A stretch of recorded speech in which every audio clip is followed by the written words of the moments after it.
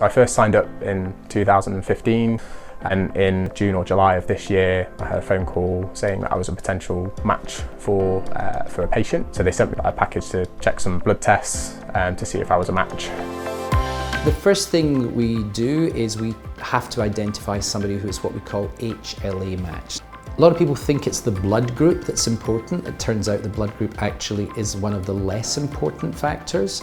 We have to go into the registries to identify people who are potentially a match. The process of donating peripheral blood stem cells involves going onto a machine. It takes about 4 hours for us to do each procedure to collect the stem cells. The patient would arrive on the morning. It's a very safe procedure. Obviously we'll do blood pressure, temperature before, confirm the patient's consent, take any bloods that were needed pre-procedure. Stem cells are the cells inside our bone marrow. You can think of them as like the seed that makes all the components of our blood. To do a bone marrow transplant for a patient, we're doing it to get rid of the leukemia or the other blood cancer that they may have. We're often giving high doses of chemotherapy.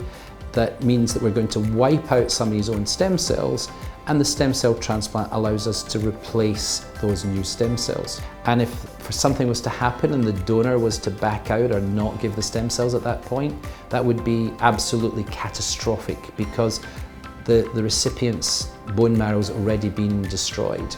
So my key motivation was when my mum was diagnosed with myeloma about 5.5 years ago. She was quite devastated with the diagnosis, but actually she's done amazing with treatment. After that diagnosis is when I signed on to the stem cell register with DKMS.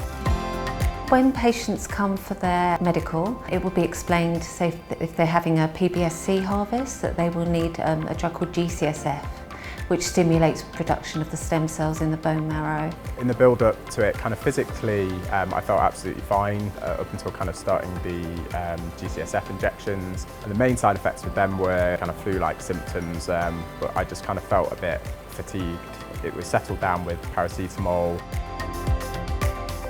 Because of the way the stem cells are collected from bone marrow, that does involve a general anaesthetic. It involves us collecting stem cells from inside the bone under those circumstances. Different process, but still very, very safe for the donor.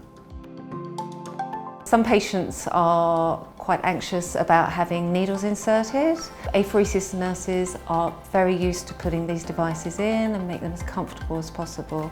And the vast majority of patients leave on the day saying it was a lot more straightforward and easier than they expected. I was given special leave from work, which was really cool to be able to come down and donate today.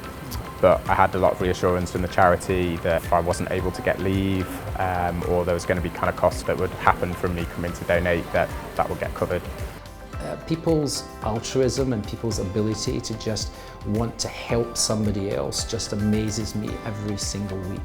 Definitely thought about the person on the receiving end. You know, it pales into insignificance really, you know, compared with what they're going through right now. It's such a lovely environment to be in. Yeah, it feels more like a hotel than a hospital at the moment, despite being hooked up to machines.